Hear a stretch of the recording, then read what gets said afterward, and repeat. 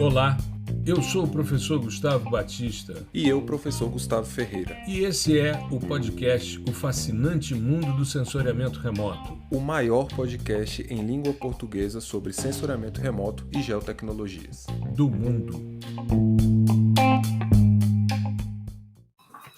Olá, nós estamos começando mais um episódio do podcast O Fascinante Mundo do Sensoriamento Remoto. E começando um episódio na semana seguinte em que nós chegamos a 40 mil downloads em 45 países diferentes, todos nos ouvindo em língua portuguesa, foi muito legal, foi assim muito bacana. Na segunda-feira, quando saiu o episódio 168, que a gente falou sobre um coletivo de geotecnologias e enfocamos a nossa comunidade no Discord, nós chegamos aos 40 mil downloads. É muita gente. Se a gente colocasse cada download como uma pessoa, é muita gente. Então, eu queria, já antes de começarmos esse episódio 169, agradecer a nossa audiência por todo esse carinho, por nos acompanharem ao longo de todas as semanas. São 169 agora semanas em que a gente está aí firme e forte falando sobre sensoriamento remoto, geotecnologias de forma geral. Tudo bem, Gustavo? Como é que você está? Fala aí, professor, beleza? Bom, tô feliz, né, pela marca. Também tô ansioso que a gente já vai embarcar, né? Na verdade, já vai estar no início aqui do SBSR, né? Exato. Quando vai ao ar, Com a gente estará no isso, SBSR, né? exato. Então inclusive já tem um monte de manifestação aqui no Instagram, no Discord também. Você vai lá, né? Você vai lá e tal, a gente se encontra lá e tal. Então eu quero encontrar todo mundo que falou comigo, né? Então Com pra gente trocar certeza. uma ideia, porque uma coisa é online, né? A gente experiencia isso diariamente, né? Temos o Uhum. contato aqui online, mas outra coisa é quando a gente está junto e tal. É outro fluxo, né, de pensamentos e troca de Exato. ideias mesmo, é muito legal. E eu estou bem ansioso, não só para apresentar o nosso trabalho, mas para conhecer o pessoal, né, pessoalmente, trocar uma Exato. ideia e tal. E vai ser assim um tempo e um espaço de muito aprendizado, eu tenho certeza. Já dei uma olhadinha nas sessões ali, tanto de apresentação de pôster quanto apresentação oral. Tem muita Uhum. coisa interessante, né? As áreas sempre bem divididas e tal. Então, assim, eu quero aproveitar ao máximo que eu puder, né? Presencialmente é meu primeiro SBSR Ah, é? e é isso. Ah, não, o Eu meu primeiro foi em 1996. Eu e seu orientador, nós estávamos juntos com mais um grupo de amigos. Foi a primeira vez que eu apresentei um trabalho na sessão de estatística. Tinham 3 trabalhos, 2 do Ricardo Brits, um grande amigo que faleceu. Já vai para 3 anos que o Brits uhum, desencarnou. Eu estava conversando com um outro amigo outro dia a respeito disso. E é, e assim, um trabalho dele, um trabalho meu, um trabalho dele, assim, a nossa comunidade de sensoriamento remoto era tão pequena que os minicursos eram quarta-feira à tarde, né? Era sessão com 3 trabalhos, não enchia uma Kombi. Ficou todo mundo num hotel em Salvador, foi muito bacana. E o pessoal, os meus amigos todos foram para a Praia do Forte na quarta-feira à tarde e eu fui fazer um tutorial, que não era minicurso, era um tutorial de espectroradiometria de reflectância óptica, que depois virou a minha base de pesquisa, a minha carreira, e que é o tema de hoje. É base exatamente. do tema de hoje. Nós vamos falar sobre radiação eletromagnética, o começo de tudo. Isso. Acho Desde que então. é legal a gente já começar já que vai começar o tema, Uhum. já falar para o pessoal que é o seguinte: É estamos uma nova começando minissérie, né? mais uma minissérie, a minissérie PDI do zero ao 100, né? A gente vai esmiuçar todos os conceitos fundamentais, né, do processamento digital de imagens e sensoriamento remoto também, né, porque não tem como dissociar os dois aqui no nosso caso. E isso culminará no lançamento das novas turmas, né, do PDI-PAI e do PDI-SL. Então, Uhum. o nosso intuito agora resgatar esses conceitos, esses fundamentos aqui. Por quê? Porque existe ainda, assim como existe no processamento digital SAR, né, no processamento de imagem SAR, existe N lacunas, aqui também existe. Né, a gente foi constatando isso com a própria comunidade, né, não só a nossa do Fascinante Mundo do Censuramento Remoto, mas de modo geral. Então tem muita coisa que a gente recebe, cara, isso aqui é fundamento, isso aqui é conceito, e não é aquele tipo de conceito que cabe uma ambiguidade, sabe? É o conceito, assim, a maneira mais simples de você pensar, a maneira mais lógica de você pensar aquele conceito. Então tá faltando um pouquinho disso, e eu acho que, é claro, tem toda uma cadeia de consequências aí. Hoje em dia é muito fácil o acesso aos dados, né, de imagens e tal, é muito fácil o acesso ao processamento. Então, cara, tem milhares de softwares que processam, e processam bem, eles entregam bons resultados, você executando poucos passos, e aí a pessoa, muitas vezes ela quer executar aquele negócio rápido assim, cara, eu quero isso aqui para ontem, só que ela esquece que existe toda uma cadeia de conceitos que ela precisa aprender. E aí o que acontece? Exato. Quando chega lá no meio da carreira ou em alguma situação chave, um ponto de inflexão na carreira dela, seja acadêmica ou mercadológica, ela vai ver que faltou isso, e é um conceito básico, né? A gente já teve experiências com esse tipo de abordagem de pessoas que já trabalham e, cara, eu tô querendo fazer isso assim, assim, assado, mas não tá dando certo, eu tô tentando executar esse processamento, e a gente para e pergunta, mas por que você tá executando isso? A pessoa não sabe, porque eu vi no tutorial e tal. Fala assim, então tá errado. Tá errado. Inclusive, não é que tá errado só da pessoa não entender o conceito, é porque tá errado mesmo. Do tipo, você tinha que executar outras coisas antes. Né? Por que você não corrigiu isso aqui? Tá faltando isso, tá faltando aquilo. Então, aí o pessoal, tá, é porque eu não fui atrás e tal. Então, o que a gente vai fazer? Compilar os principais conceitos e fundamentos de PDI, sensoramento remoto, nessa minissérie, né, que vai acabar aí no início de maio. Então, vai ser uma minissérie um pouco mais curta, né? Acho que são 6 episódios. 5 episódios, por aí.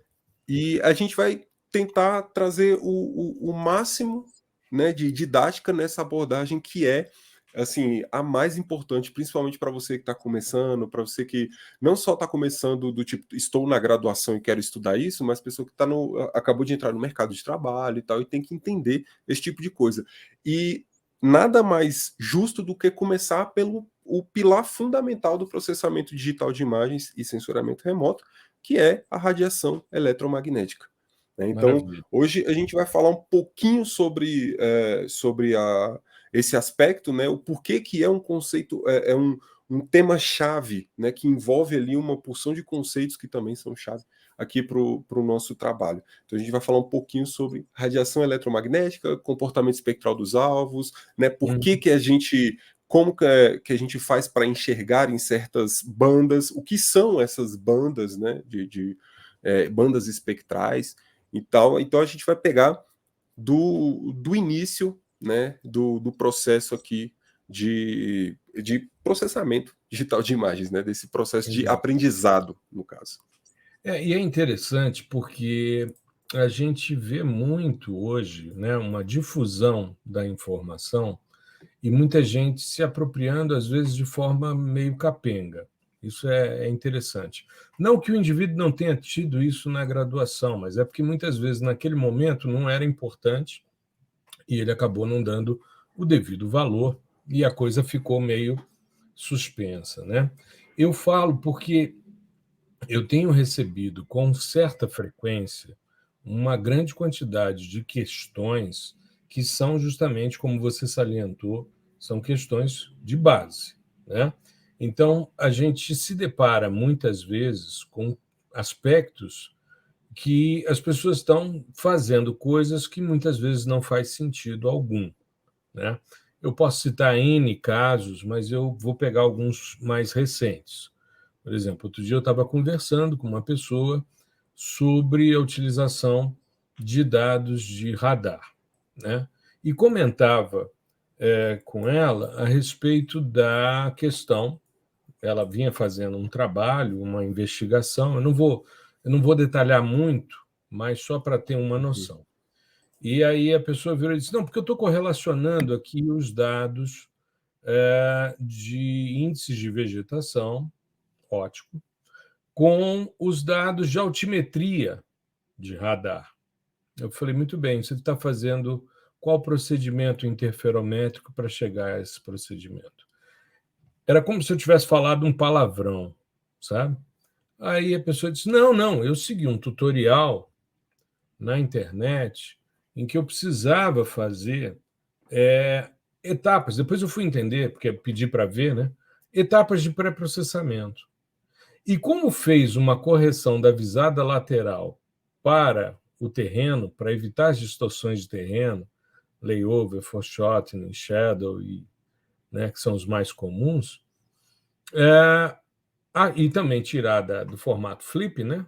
Você deixar de espelhar a sua imagem e, com isso, você ter a projeção correta, ajustada, no caso, a um elipsoide, tudo certinho. Achou que, porque estava fazendo com modelo digital de elevação, os dados eram de elevação. E não estava encontrando correlação nenhuma. Claro que não vai encontrar. Porque não sabia o que estava fazendo, ou seja, faltava a base.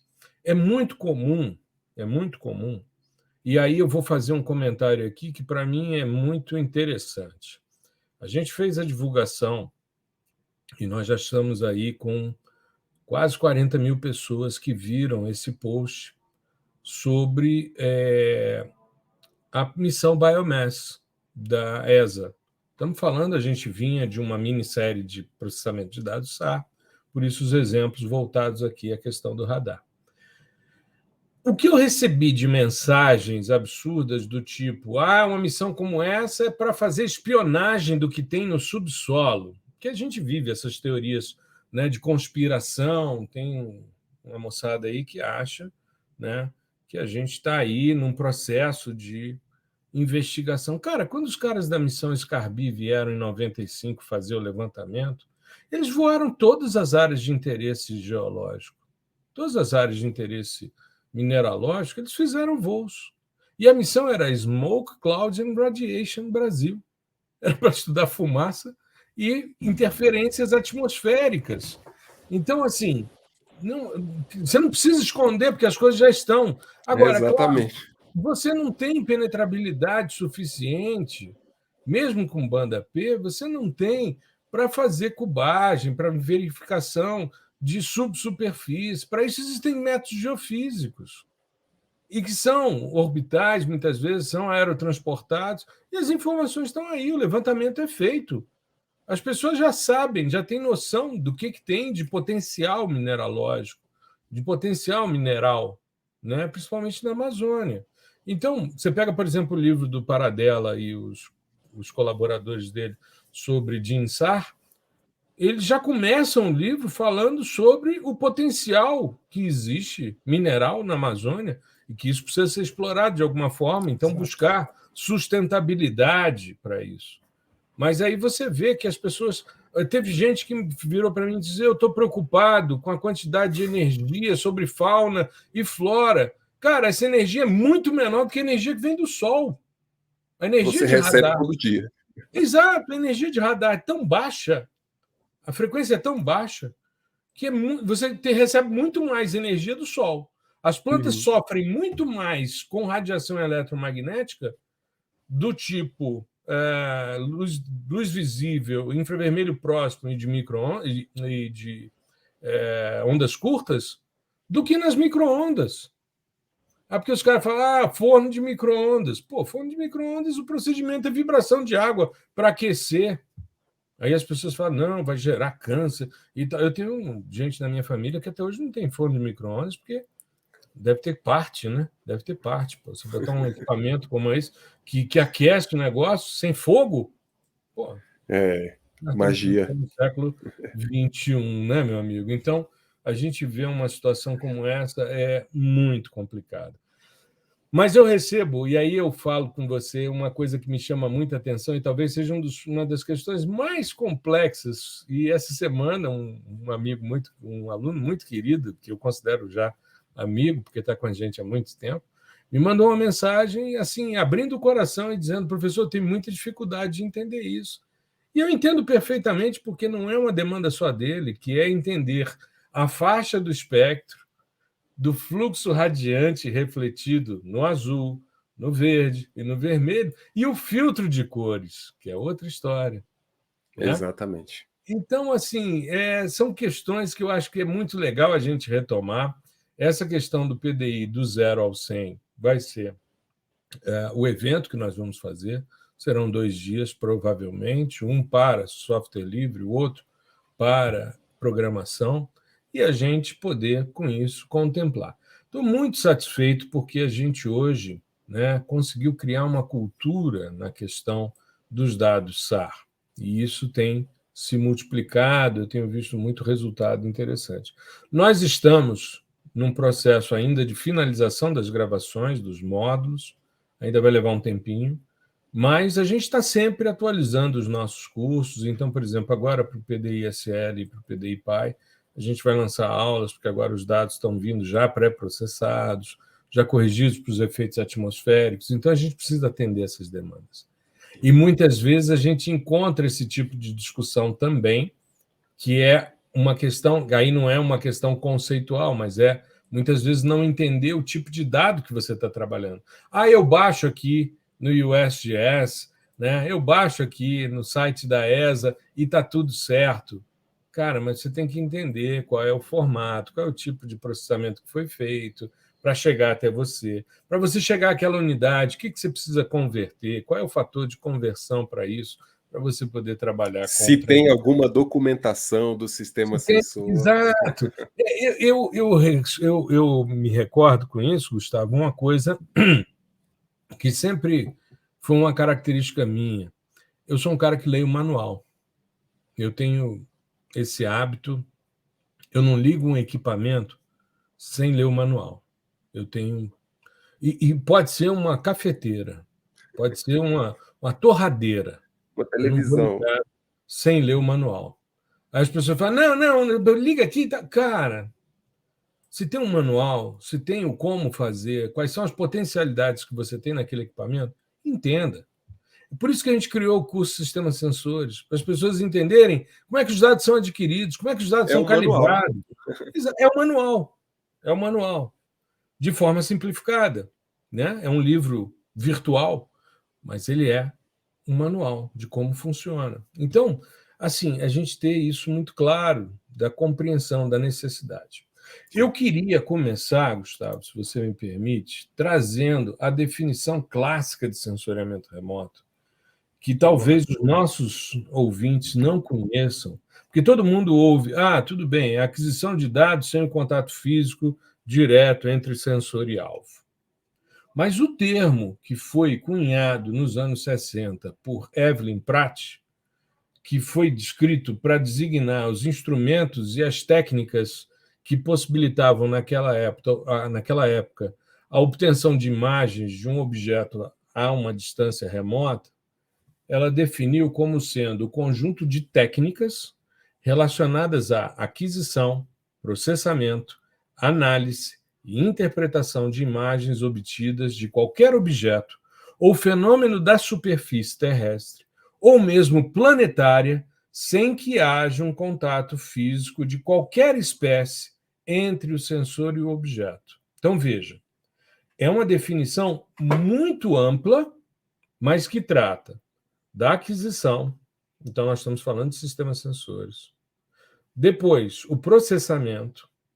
Depois de processar, a análise dos resultados e a interpretação das imagens de qualquer objeto, ou da superfície terrestre, ou mesmo planetária. Porque existe, e as pessoas muitas vezes se esquecem, de sensoriamento remoto de orbes celestes, de planetas, de estrelas. Nós falamos aqui, quando tratamos de interferometria, e recentemente citamos também, né, os estudos em Vênus e depois na Lua, utilizando radar, a compreensão da superfície. E o fundamental nessa questão é o seguinte: se a gente pega essa definição científica, tem uma chave ali que é extremamente importante para a gente avaliar. sem que haja um contato físico do sensor com o objeto. Para isso, qual é a exigência que a gente tem que ter para que isso aconteça? A ausência de matéria no espaço entre o objeto e o sensor. Então, sem que haja um contato físico, por exemplo, as pessoas que nos assistem no videocast, seja no Spotify, seja no YouTube, elas nos veem aqui conversando, né, cada um na sua janelinha, porque nós estamos em espaços distintos, num encontro virtual. Isso é possível porque existe a possibilidade de uma distância e não há um contato físico entre o sensor e o objeto. Qual é o sensor? A webcam. Se eu meto o dedo na webcam aqui e toco ela, o contato se estabelece e a informação se perde, ou seja, você não vai ver mais nada, talvez o meu dedo. Então, a primeira exigência é a ausência de matéria. Como consequência dessa ausência de matéria, a informação do objeto, no caso eu ou você que está sendo visto na sua webcam, essa informação ela tem que ser possível de ser transportada pelo espaço vazio. Ela pode caminhar supostamente no vácuo.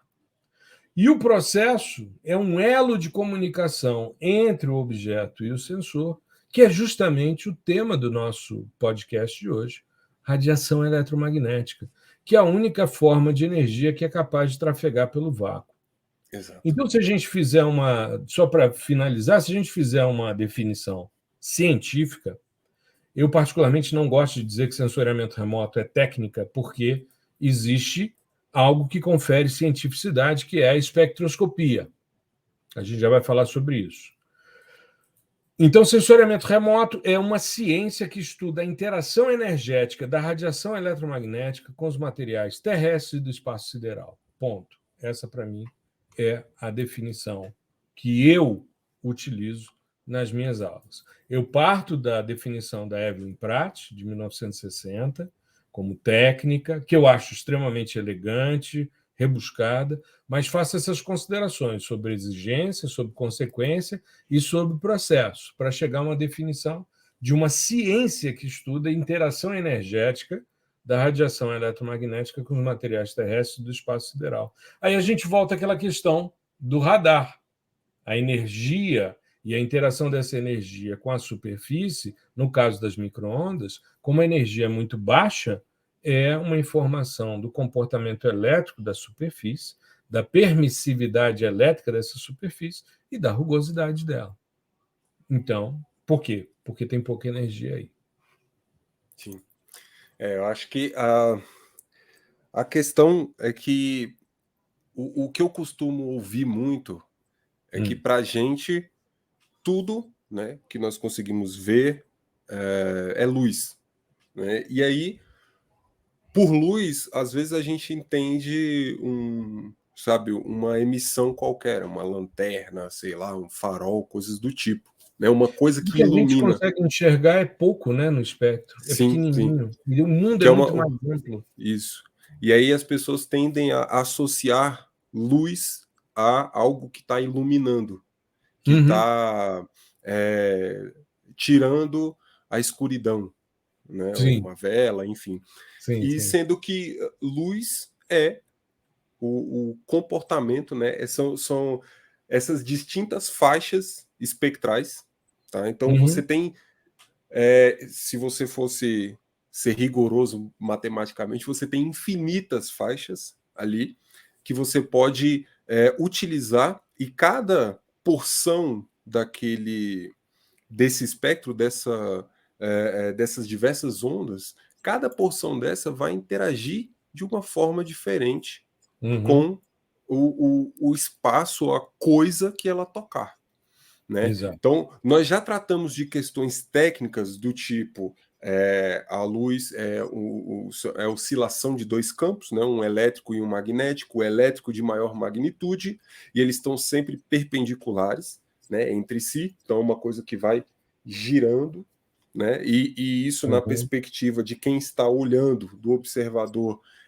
vem numa forma ou elíptica, ou circular, ou mesmo um Linear. pouco linear, né? Isso depende do filtro que você usa, mas a gente já falou sobre isso nos episódios de radar. Então, se você quiser dar uma voltadinha ali na nossa última série. Mas aqui o que a gente está tentando trazer é a essência, né? O que acontece? A luz, ela tem esse comportamento, essa propagação, né, de forma ondulatória, levando onde essas ondas elas carregam, né, as nossas partículas, que são os fótons. Isso. E daí surge essa noção da dualidade onda-partícula. É onda ou é partícula? É os dois.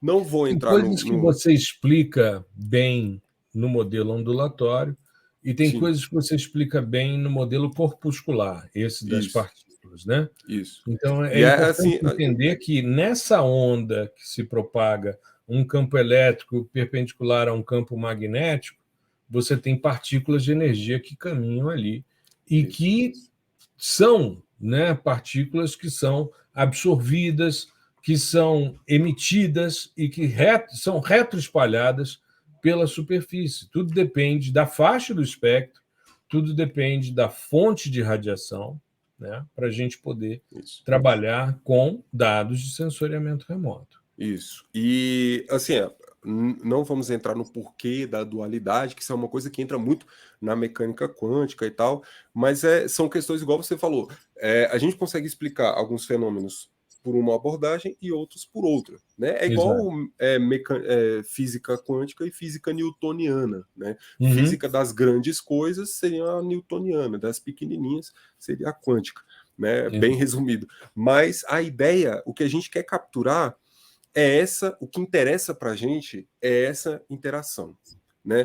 Por exemplo, quando a gente parte para o que chamamos da faixa do visível, né? Do visível porque nós conseguimos enxergar com os nossos sistemas sensores aqui, né? Os nossos olhos, e isso em todo um conjunto com o cérebro e todas as estruturas, cones, bastonetes, a coisa toda, que vão captar essa luz, né, que a gente chama de faixa do visível, que ela cobre uma pequena região do espectro eletromagnético como um todo.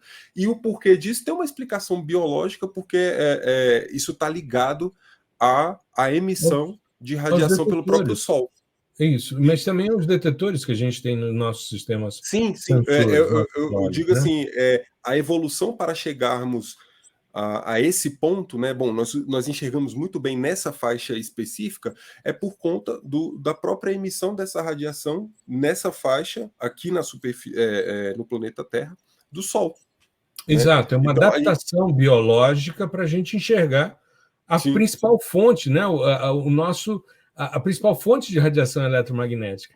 Mas eu queria fazer um comentário que talvez, não sei se eu já comentei isso com você, e eu acho que é interessante a gente comentar isso com a nossa audiência.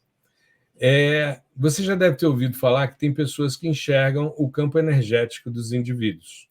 Todo campo, todo material acima de 0 Kelvin, ou seja, acima de menos 273,15 graus Celsius, né, menos 273,15 graus Celsius, emite radiação, emite energia, né? O 0 Kelvin seria o zero absoluto, aí para de vibrar e aí para de emitir energia. Muito bem. Tem pessoas que veem o campo energético das pessoas. E aí muitos dizem, são fenômenos mediúnicos. Não. São pessoas que enxergam na faixa do ultravioleta. Ou seja, ao invés de começar de 0,4 micrômetros, onde começa a região da luz azul, eles enxergam um pouquinho antes. Então, eles captam, e essa é uma parte tão importante, que o ultravioleta é utilizado justamente para ver a dinâmica solar. Essa faixa do espectro, os observatórios do Sol vêm, né, muitos na faixa do ultravioleta. Sim. Aliás, quando você pega as bandas do Solar Dynamic Observatory, por exemplo, elas são apresentadas em angstroms, 10 a menos 10 do metro. Bem pequenininho. Né? Bem pequenininho. E eu tive uma estudante, que foi me orientanda de mestrado, inclusive, que ela tinha essa possibilidade, essa potencialidade de enxergar o campo energético. Então, às vezes, ela chegava para mim e dizia: professor, fulano de tal está doente? Eu dizia: por quê? Não, porque o campo dele está irregular, tem umas falhas e tal. E ela via em cores esse campo energético. E depois, aí eu fui, claro, fiquei super curioso e tal, fui estudar. E aí cheguei, né, a alguns autores que diziam: os indivíduos que têm a percepção de um pouco, principalmente nos cones azuis, né, você tem ali uma anomalia, né, porque é fora do padrão normal, é uma anomalia, então eles enxergam. E ela dizia que o meu campo energético era azul, né, em volta e tal. Aí ela ia descrevendo, e era muito interessante essa questão, porque quem trabalha com sensoriamento remoto é uma variação no detetor, né, é uma mudança de filtro para isso. E quando começaram os drones, na época ainda que se chamava de VANT, né, veículo aéreo não transportado, quase não sai, a gente tinha para os drones, né, normalmente câmeras RGB, os primeiros. Até hoje você tem os drones com câmeras RGB, mas depois você tem a possibilidade de colocar um gimbal e colocar outros sistemas sensores, os mais variados, de LiDAR, a SAR, enfim, você tem câmeras hiperespectrais, o céu é o limite. A miniaturização é o limite. E aí, mas quando a gente fez os primeiros trabalhos, isso, puxa, já são mais de 10 anos, eu diria. Eu tinha um estudante que tinha uma empresa incubada na universidade e ele comprou nos Estados Unidos uma câmeras dessas digitais, Nikon, Canon, sei lá qual era a marca, e os caras abriam, mexiam no filtro e ela virava NIR-GB, porque todas as câmeras têm a possibilidade de visualizar no NIR, mas é colocado um filtro para que ela fique RGB. Então ele tinha a mesma câmera RGB no drone e, ao contrário, ele tinha uma NIR-GB. Aí a gente tirava as fotos, fazia registro imagem-imagem, fazia a decomposição e criava uma NIR-RGB, né? Em que a gente tinha as 4 faixas do espectro para trabalhar com índice de vegetação. O problema é que nessa mudança você não tinha as funções de ganho dos detetores, então você não via as funções espectrais, e aí você não conseguia reamostrar seus dados, por exemplo, de espectros, né, de campo, você não conseguia reamostrar para as funções da câmera para fazer comparações. Então, era uma coisa meio artesanal, meio mambembe, e que a gente tinha sérios problemas. Hoje isso já se resolve, tem várias câmeras. Sim, com Sequoia, Sequoia, que usa... outro dia a gente estava trabalhando, não me lembro qual era a marca, mas era... inclusive foi o Jeff que mandou para a gente, que tinha lá as bandas, inclusive com Red Edge. E eu achei muito legal, uma multispectral com NIR, com Red Edge, para índices de vegetação. Sim. Muito bacana. A ideia, eu acho que o que o ouvinte tem que pescar aqui é a interação. A gente precisa entender como que essa onda, naquela porção específica, naquela faixa específica, seja do visível ou não, a gente vai entrar já na que vem depois do visível. Inclusive, é uma coisa legal da gente mostrar quando você falou do ultravioleta, né? As coisas, o espectro, geralmente, ele é colocado assim para a gente do nível de mais energia para o nível de menor energia. O nível de mais energia, o comprimento de onda é bem pequenininho. Por exemplo, ultravioleta, ele está acima da região do violeta. Ele tem um comprimento de onda pequenininho. E o ultravioleta, ele tem uma energia forte, né? Tanto que chega a ser... algumas porções do ultravioleta, elas são nocivas para a gente. E são todas bloqueadas. Se você pensar no ultravioleta, você tem 3 grandes regiões. O UVA, que parcialmente chega até nós, que são os maiores comprimentos de onda. O UVB, que é intermediário, e o UVC, que é o de mais alta frequência, esse é todo bloqueado pelo ozônio estratosférico. Sim. E aí o que acontece? Como parte do UVB e do VA passa, você vê normalmente nos filtros solares, nas lentes de óculos escuros, anti-UVA, anti-UVB. Mas a região C, ela tem tanta energia que ela pode gerar efeitos cancerígenos. Sim. E é muito interessante. Eu não sei se você já viu um vídeo que eu uso em aula com uma certa frequência, mas mais na graduação. É uma câmera visível e uma câmera no ultravioleta. E eles fazem as filmagens das Que eles vão pessoas na passando. rua para mostrar como a pele vai degradando à medida em que a pessoa vai envelhecendo e tal, né? E aí eles fazem, num determinado experimento, a aplicação do filtro solar. E é interessante porque o filtro solar ele simula a superfície da sua pele.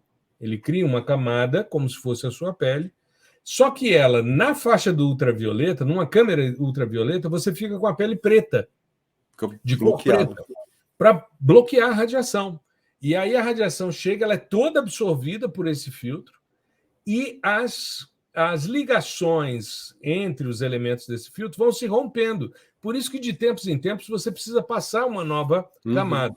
Eu nunca passo. Eu passo a primeira quando eu vou para a praia e eu tenho preguiça de passar. Mas é uma irresponsabilidade da minha parte, uma preguiça e tal. Tem que renovar e tal. Eu adorava quando tinha aqueles de esporte que você ficava branco, né? E tal, entrava dentro d'água, não saía, você ia tomar banho, não saía, você se esfregava, não saía, porque aí você não precisava renovar. Não precisa passar de novo. Exato. Mas é muito legal isso, você pensar que ele está funcionando como um bloqueador, né? Sim, e entender esses níveis de energia, né? Inclusive, existem comprimentos que estão acima do ultravioleta, raios gama, por exemplo. E aí isso... Sim, o raio-x também. Né? Quando você vai fazer eu estou te interrompendo horrorosamente, não, desculpe, meu amigo, mas bala. eu vou me lembrando das coisas. Eu tenho uma densidade óssea muito grande, né? Eu tenho ossos muito largos e uma densidade óssea, principalmente em dentes, muito intensa. E uma vez eu fui fazer um raio-x para ver, né? Ou como dizia antigamente, fui bater uma chapa para ver se tinha infiltração, né? Porque eu ainda sou da época da amálgama, né? Enfim, os caras vinham com picareta e tal. Quando eu era criança, eu tinha pavor. Até hoje não gosto muito. Mas aí tinha um dente que estava assim, sensível e tal, eu fui fazer. Aí o cara fez o raio-x e disse: e eu, da área de sensoriamento remoto, ligado no que o cara estava dizendo. Não consegui ver dentro do dente. Deixa eu aumentar a frequência desse raio-x para ele entrar um pouco mais, para a gente ver se está com infiltração. Falei, olha só, ele está mexendo na frequência, ou seja, ele está reduzindo a distância de uma crista a outra, ou o tamanho do ciclo de onda, porque em radar a gente prefere, ao invés de falar, né, da distância de uma crista a outra como comprimento de onda, o ciclo, né? Ou seja, um pico e um vale. E quantos ciclos por segundo para você definir aí o hertz, né, a frequência. E aí ele diminui, ele aumenta a quantidade de ciclos que passam por tempo.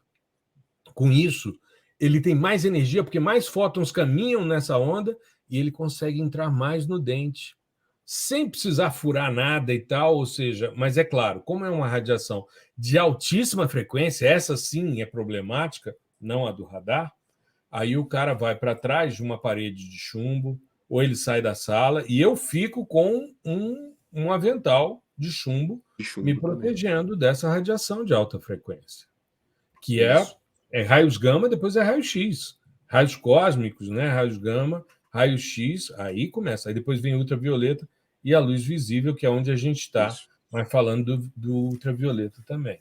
Então a gente dá esses níveis de energia, tendo como base, como centro, vamos dizer assim, a região do visível. E a questão da interação, ela é muito importante e costuma pegar muita gente que está iniciando pelo seguinte: intuitivamente, no mundo real aqui, fora dos computadores e processamentos quaisquer de imagem, a gente tende a pensar sempre em reflexão. né? A sua camisa vermelha, porque ela está refletindo essa porção de energia, a porção do vermelho. Só que no sensoriamento remoto, o pensamento é inverso. A sua camisa vermelha, porque ela está absorvendo no azul e absorvendo no verde. Exato. E aí, refletindo no vermelho. Ou seja, a absorção para a gente que é importante, seja no visível ou não. Você sabe, Gustavo, quando eu escrevi um artigo para o blog, né? A gente precisa retomar o blog, porque ali são reflexões muito legais, que virou uma aula dentro do sistema sensores, que é a diversidade os diferentes pensares, melhor dizendo, em sensoriamento remoto. E é justamente isso. Quando a gente trabalha com fotogrametria, com fotografia, sistemas RGB, a gente pensa sempre em reflexão. Sempre. E é comum a gente falar, os alvos estão refletindo assim e tal. Quando você vai para o multiespectral, você já começa a mudar a sua forma de pensar para a absorção. E quando você vai para o hiperespectral, aí é condição. Você precisa pensar a absorção. Então, quando eu vejo, por exemplo, um solo amarelo, ele é amarelo não porque ele está refletindo no amarelo. Essa porção refletida não me traz informação. Mas a feição espectral, ou seja, a banda de absorção na região do azul, é que vai dizer quanto eu tenho, por exemplo, de goethita, que é um hidróxido de ferro. Então, a gente começa, quando a gente trabalha com hiperespectral, a gente muda a forma de pensar. Uma vegetação é verde, como você bem salientou, a camisa vermelha, mas a vegetação é verde, vamos pegar um alvo que muita gente conhece, né, e que percebe isso. Tem gente que não percebe justamente por problemas nos cones, quando tem a questão do daltonismo, que é um tema que a gente já tratou algumas vezes aqui no episódio. Sim. Inclusive, agora no simpósio, eu estou com um trabalho com a professora Camila, que foi minha aluna, e o seu aluno que tem a cromatopsia, ou seja, ele não enxerga cores, e trabalhou com dados SAR e fez classificação de imagens de dados SAR para a cobertura do solo, usando uma metodologia que ela propôs. O trabalho dela foi aprovado e vai estar publicado agora nos anais do Simpósio Brasileiro de Sensoriamento Remoto. Fico muito feliz com isso. Mas a vegetação ela é verde justamente por causa das absorções. São as absorções que vão nos interessar. Sim. Agora, você tocou num ponto que eu acho que é interessante, eu acho que a gente pode expandir um pouco o nosso olhar em direção ao infravermelho, e aí eu chamo a atenção para um detalhe. Você falou sobre a gente enxerga normalmente e tal, então a gente tem uma compreensão do que a gente está enxergando dos nossos olhos. Perfeito. Mas a questão é interessante quando a gente pensa nesse aspecto, é porque a descoberta da faixa além do visível, ou do ultravioleta, se deu justamente quando perceberam que existia algo além da faixa em que se enxergava, né? A gente tem... eu preciso me lembrar o nome, porque, assim, infelizmente, eu tenho... deixa eu ver se eu acho aqui. Eu creio que sim, talvez no histórico. Claro, William Herschel, Sir Frederick William Herschel, 1800. O experimento do Herschel é um experimento fantástico, em que ele percebeu o seguinte: ele montava uma questão de triplicata, ele botava 3 termômetros, e ele ia, a partir de um prisma de Newton, ele fazia a decomposição da luz branca em faixas distintas do espectro, e ele foi fazendo um experimento a partir de uma base móvel, em que ele media a temperatura no azul e em todas as faixas do arco-íris, né, as faixas diversas, até o vermelho. E ele ia percebendo um aumento de temperatura, né, à medida em que ele se deslocava. E quando ele sai da faixa iluminada pelo prisma, ele percebe que a temperatura continua aumentando. E aí ele falou de uma faixa em que seria o infravermelho. Abaixo do vermelho. Exato. Só que a gente está trabalhando dentro de uma perspectiva, né, o início do espectro do visível é o violeta, então você tem o ultravioleta, termina no vermelho e você tem o infravermelho, né? E aí a gente está trabalhando dentro de uma perspectiva que é tanto refletido como emitido. E aí a gente entra dentro da faixa dos sistemas sensores ópticos refletidos e dos sensores ópticos emitidos, que é uma das faixas pouco exploradas no sensoriamento remoto, que é a faixa do termal. E é muito interessante a gente trabalhar com isso, porque a gente começa, a gente pensa em radiação eletromagnética, e a gente fala sobre isso nos cursos todos nossos. A gente fala sobre esses fundamentos desde o PDI-SL, que é o nosso primeiro curso, de 2019. Depois a gente fala sobre isso no PDI-PAI. Depois a gente continuou falando sobre isso no PDI, no Sistema Sensores. E agora no PDI-SAR a gente teve que, inclusive, aprofundar, porque a gente ia trabalhar com polarização e com campo elétrico e com uma série de questões associadas ligadas à amplitude e fase que precisavam ser esclarecidas.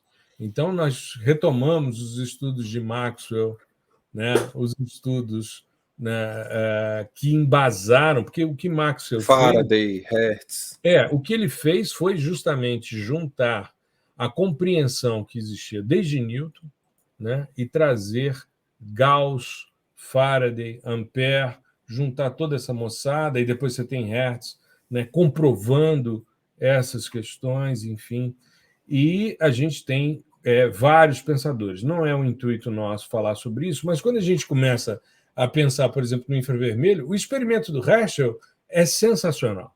E ele, inclusive, é reproduzido em várias escolas, tem algumas brincadeiras nesse sentido para a gente simular, né, os sistemas. E aí a gente vai ter, como você falou, do sistema modelo ondulatório do Maxwell, né, e depois Planck percebendo que algumas coisas não eram explicadas por Maxwell, né, alguns fenômenos da interação da radiação com a matéria não eram totalmente explicados, e aí ele vai para o modelo corpuscular, que é a natureza dual da radiação eletromagnética.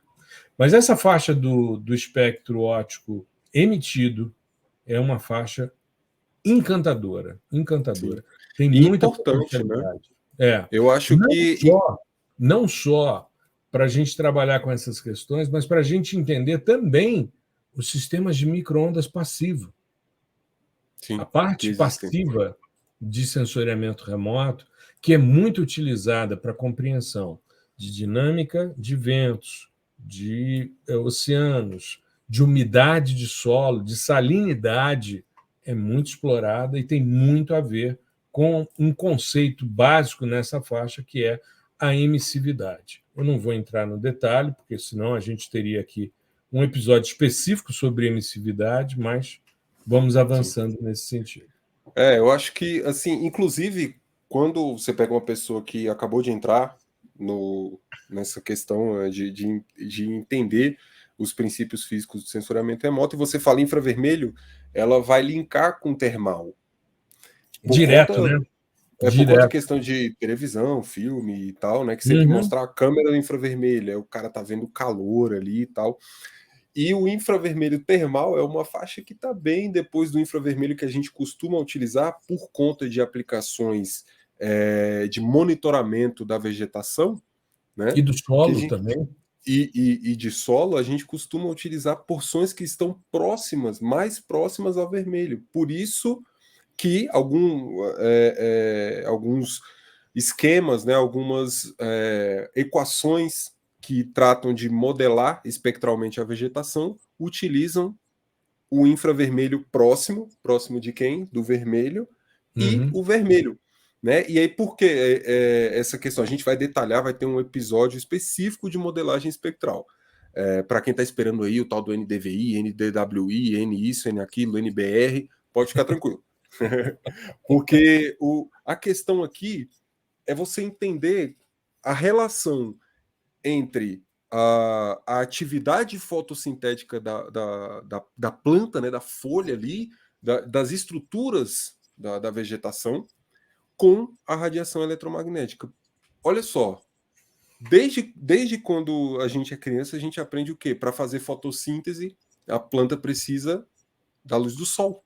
Né? Uhum. Ela precisa dessa radiação eletromagnética. É Só a que ela base da precisa. cadeia alimentar, né? É a Exatamente. produtividade primária. Só que ela precisa de porções específicas do espectro eletromagnético. Porque são eventos quânticos. Ocorrem Isso. sempre nos mesmos comprimentos de onda, né? Bonitinhos Exatamente. e tal. E aí as estruturas ali, clorofila A, clorofila B, e toda aquela coisa que Os o pessoal da carotenos. carotenos, que o pessoal da biologia e engenharia florestal manja muito, essas estruturas vão utilizar os comprimentos, basicamente, né, do vermelho, do azul também, né, mas vai utilizar bastante o do vermelho, e o do infravermelho próximo, não. Isso significa o quê? Que você vai ter uma absorção de energia na porção do vermelho, porque ela vai precisar dessa energia para, né, sobreviver, para realizar o processo de fotossíntese, e a porção da energia logo após a faixa do vermelho, ela simplesmente reflete, porque ela não vai precisar. E aí a gente consegue modelar. Então, como Isso. você tem uma absorção e uma reflexão, e isso Você varia. consegue modelar. Exato. Você modela com mais facilidade. Agora vejam, o processo, né, um processo biológico está intimamente, diretamente ligado com radiação eletromagnética. E assim, a gente está limitando aqui ao que o pessoal da área ambiental, né, se não fosse assim ia ser complicado, mas conhece, que é a vegetação. Uhum. Então, os processos de vegetação, eles são muito conhecidos e eles são bons exemplos desse link entre você conhecer o espectro eletromagnético, como funciona cada região, né, e como ele vai interagir com cada alvo. Né? Então, a gente já falou que existem N porções de infravermelho, até você chegar, por exemplo, no infravermelho termal, né, no espectro emitido. Certo? Então, você pode verificar questões mineralógicas de solo, tudo isso via porções do infravermelho. E são porções que a gente não enxerga. Né? Mas aí, a partir do advento tecnológico, do processamento digital de imagens, você consegue linkar aquela resposta espectral em uma faixa que o ser humano não consegue enxergar biologicamente, você consegue linkar aquilo com um filtro de cor. Você agrega uma cor que a gente consegue ver em um produto que contém níveis de intensidade daquela radiação, em termos de reflexão e absorção. E aí, por isso que a gente consegue evoluir tanto em termos de modelagem, classificação, outras questões de espaço de atributos, que a gente vai falar também no episódio mais à frente, mas isso é um conceito, um processamento que hoje em dia é simples, né? Uma simples composição colorida, né? Você vai juntar ali diversas informações espectrais em uma única cena, uma única imagem, com o objetivo de evidenciar algum alvo. Então, é um processamento super simples, é o básico do básico do básico em processamento digital de imagens.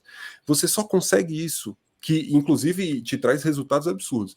Você só consegue isso por meio, né, por conta dessa interação da radiação eletromagnética, inclusive em faixas que nós não enxergamos. Então, é importante a gente entender que existem N faixas que a gente está mais acostumado, porque lidamos com ela todos os dias, né? A faixa com que a gente enxerga, e faixas que trazem um potencial absurdo, mas que estão fora desse range, desse intervalo que a gente consegue enxergar. Mas que, por meio de tecnologias, de criação de sensores e tal, que inclusive a gente vai detalhar isso no próximo episódio, né? Como que essas imagens são geradas, que tipo de filtro, de substância eu tenho que ter para, por exemplo, eu querer pegar só a porção do infravermelho, né? Enfim, e a gente vai detalhar um pouquinho disso também.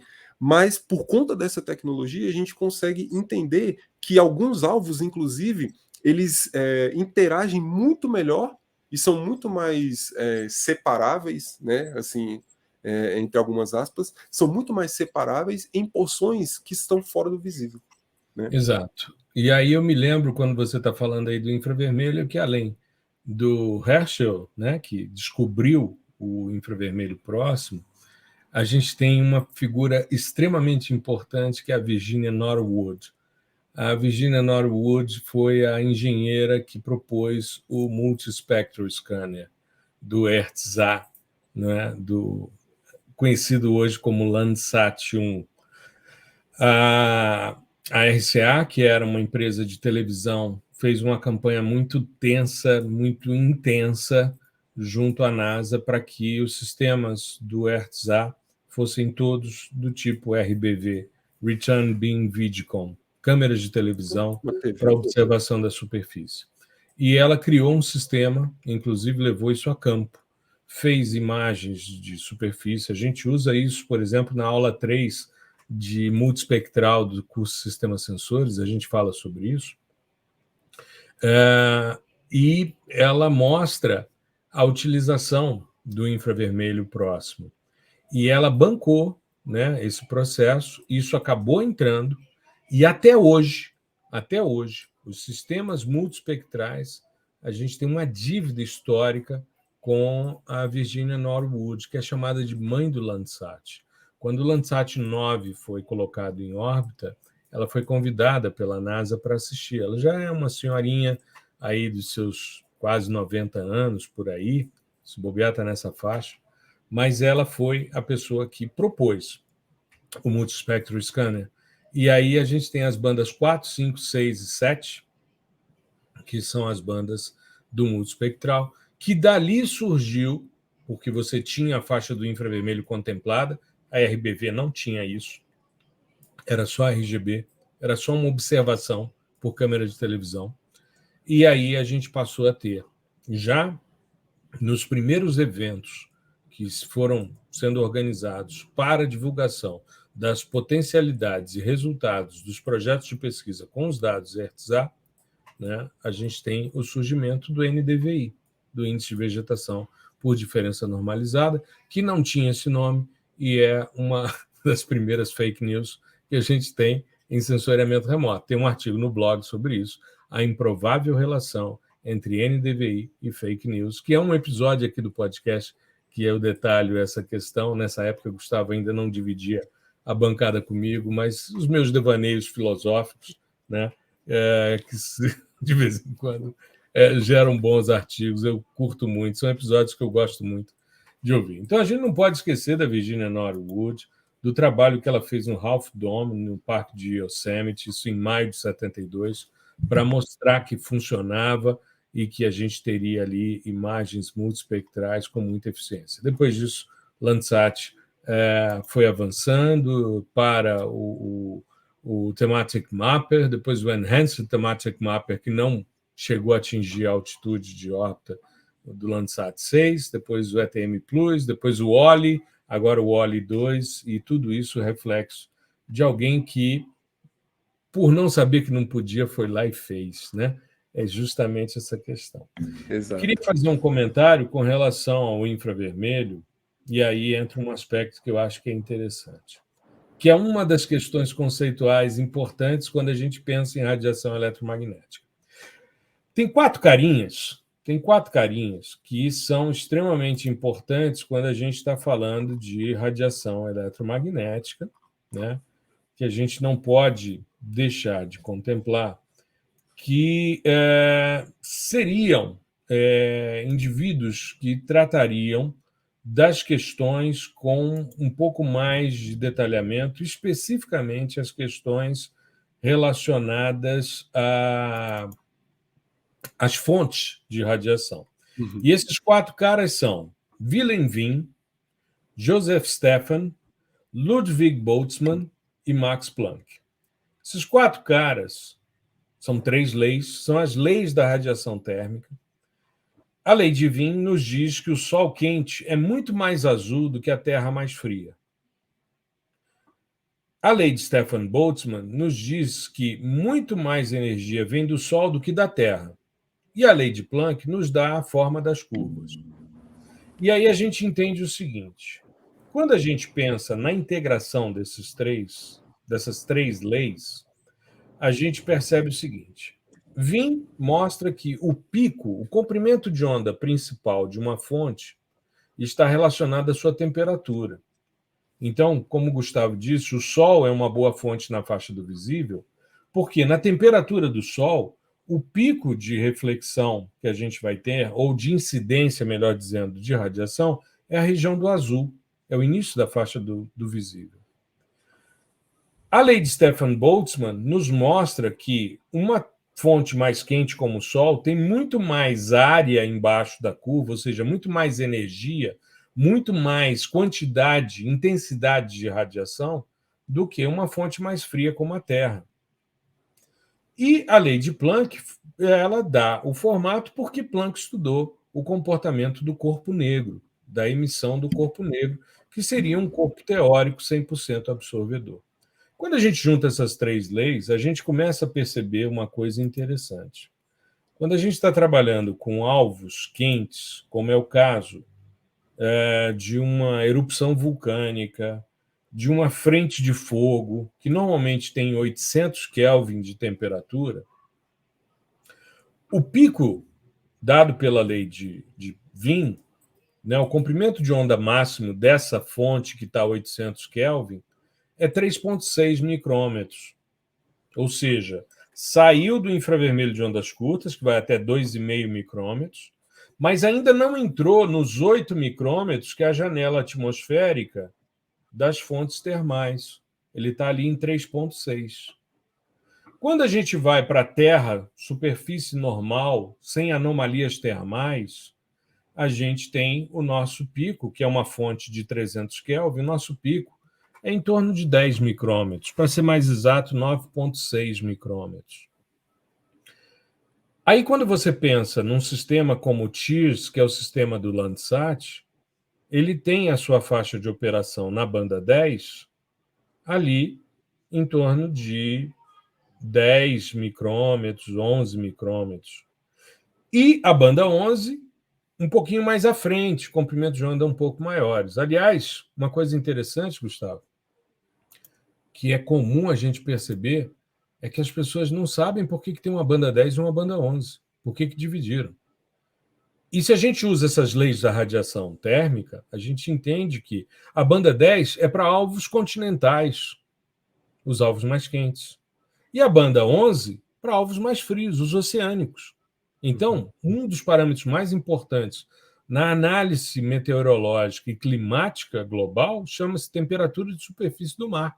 Sim. É aí que vai ditar El Ninho, Laninha, né? Exato, as oscilações multidecadais dos oceanos, que são os principais drivers de manutenção de temperatura no planeta. Né? Lembrando que o vapor d'água é o principal gás de efeito estufa. E aí, a gente percebe que muitas vezes a gente vê pessoas tentando avaliar o comportamento térmico de uma frente de fogo, né? uma área que está em incêndio, expandindo, aquela frente que está pegando fogo, usando o Landsat. Aí você vai fazer a variação de temperatura daquele dado para a temperatura de brilho e tal, e aí você chega ali em torno de 90 graus. Cara, 90 graus nem ferve água no nível do mar. Pois é. Os caras, mas uma frente de fogo? Cara, uma frente de fogo é 500 graus. Um fogo ativo, 500 graus. Eu fiz trabalhos com um aluno meu que era bombeiro, oficial do Corpo de Bombeiros aqui de Brasília, e nós trabalhamos com incêndio subterrâneo. Eu tenho artigos sobre incêndio subterrâneo, né, em turfeira, a estrutura matéria orgânica, se debela o fogo em cima e continua pegando fogo embaixo. E é um problema porque os brigadistas e os bombeiros estão indo a campo e aquilo colapsa, e o cara cai num ponto que está em 500 graus, 450, por aí. E aí a gente percebe o seguinte: existe uma faixa entre o espectro óptico refletido e o início do emitido, que é o infravermelho médio, que é entre 3 e 5 micrômetros. Então, se o seu sistema sensor não tem uma banda entre 3 e 5 micrômetros, você não vai medir anomalias térmicas. Se você pegar o portal Queimadas do INPE, que tem 14 sistemas sensores avaliando os focos de incêndio, todos os sistemas sensores que são utilizados têm bandas entre 3 e 5 micrômetros. Então, as pessoas precisam saber daquilo que o dado, qual é a potencialidade daquele sistema sensor para poder usar, porque senão você começa a tentar encontrar informações sem fazer sentido. É como o que eu falei no início do nosso episódio, da pessoa dizer que está fazendo uma relação de altimetria, sendo que ela corrigiu o terreno de uma visada lateral, apenas. Ela não está fazendo uma variação. Eu até questionei no momento, falei, qual o procedimento interferométrico que você está utilizando? E não rolou, claro que não rolou, né? Então, assim, a gente entender essas questões é extremamente importante para a gente saber que tipo de dado a gente vai utilizar. As pessoas, muitas vezes... Olha, eu já vi pessoas preocupadas porque o NDVI não está dando certo no Landsat 8, porque ele faz banda 4 menos banda 3, dividido por banda 4 mais banda 3, e se esquece que foi incluído um azul costal ali no início. Então, não é mais banda 4, é banda 5. Não é mais banda 3, é banda 4. E aí você tem que fazer esses ajustes, ou seja, é ler o manual. Não tem no fim segredo. das contas é isso. No fim das contas é isso. É você entender a teoria que está por trás. E aí eu volto à minha fala no último CBGEL, que já falei sobre isso aqui dezenas de vezes. Para mim, o profissional que é demandado pelo mercado é o cara que sabe a teoria que está por trás de cada etapa de processamento e que embasa o que ele está fazendo, sabe processar, interface gráfica ou programação, pouco importa, ele sabe processar. Com isso, ele sabe qual tipo de dado, porque se ele sabe processar, ele precisa saber qual tipo de dado ele vai processar, então ele conhece os sistemas sensores, e hoje a suíte de dados disponíveis é imensa. Gigante. Né? E, ao mesmo tempo, ele precisa saber interpretar os resultados que ele obtém. Exato. Então, saber processar é importante, mas analisar o que você obteve é fundamental. Então, não é uma brincadeira. Eu acho muito interessante, eu tenho dezenas de ex-alunos meus de graduação que voltam depois que estão no mercado dizendo, professor, se eu soubesse que eu ia precisar tanto daquilo que você ensinava para a gente às sextas-feiras à noite, eu tinha prestado mais atenção. Isso é verdade, cara. Falei, pois é. E tudo isso, né, todo o entendimento começa aqui, na radiação eletromagnética. Se você não entender essas relações, essas interações, essas faixas específicas para comportamentos de alvos específicos, você não consegue deslanchar. Ah, mas eu sei rodar PCA, eu sei rodar o Deep Learning, X, Y, a rede que dá 99% de acurácia, é maior do que um humano, é um super-humano. Mas se tu não sabe o porquê você está fazendo isso, se você não sabe todas as questões espectrais envolvidas no seu dado, vai dar errado. Uma hora, você pode até se safar nessa primeira aí, mas lá na frente você vai ser pego com certeza, tá? Isso não é um talvez, né? Você vai, é certo, porque isso aqui é fundamento, é base, é pilar. Se seu pilar tá fraco, a casa vai cair. Então, tente entender aqui, ninguém está exigindo ou pedindo que você vá lá e pegue as equações do Maxwell e resolva ali divergente, rotacional, operadores laplacianos, derivada, não sei o que. Não, a gente não está pedindo isso. A ideia é você entender as relações, né? Isso tem muito também da nossa área, da geografia, que tem bastante relações, né? É uma questão, principalmente, se a gente parte para a fenomenologia aí, mas a gente precisa entender, é obrigado a entender as relações entre a radiação eletromagnética, seja ela vinda do Sol ou do próprio sistema sensor, no caso dos ativos, com o alvo que você quer mapear, que você quer separar, que você quer detalhar, enfim, com aquele fenômeno na superfície terrestre que você está querendo entender. Você precisa disso.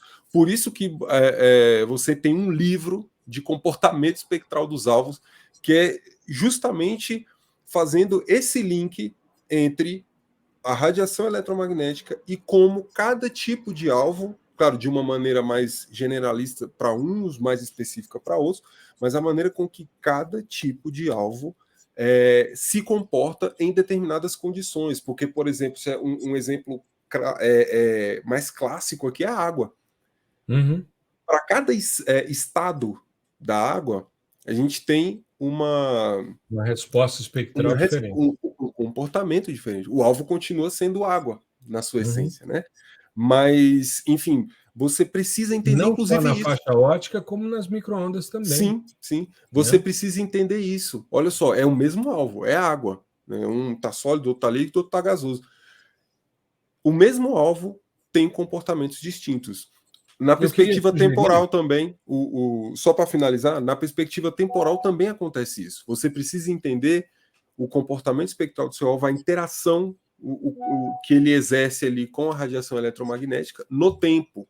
Aqui no nosso caso, temos duas estações bem definidas, né? Estação seca e estação chuvosa. É um verão chuvoso, um inverno seco, né? Via de regra.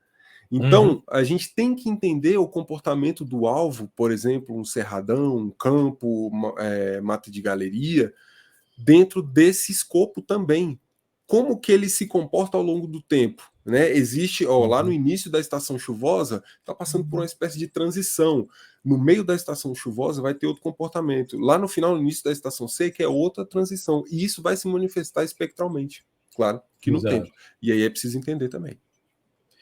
Eu vou fazer uma sugestão. A gente tinha pensado em ir até comportamento espectral de alvos, e eu quero fazer uma sugestão, Gustavo, para a gente falar sobre essa temática na próxima semana, no próximo episódio. Começar Tranquilo. Com ele, e aí a gente fala sobre a reflectância dos materiais terrestres, que é um dos livros que eu participei, sou um dos editores, autor de 2 capítulos.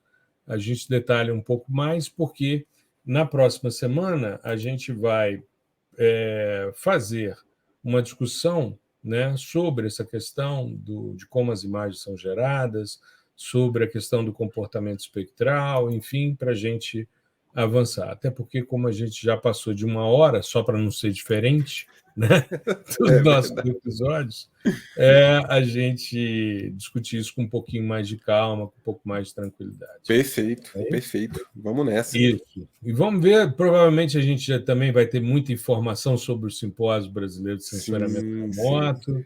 Né? Já estava falando com um brother aí, que é nosso estudante, acabou de entrar em uma das nossas turmas também, o Christian, que já é um... Está no 2º curso nosso, ele entrou na primeira turma do Sistema Sensores, agora ele entrou no PDI Pai.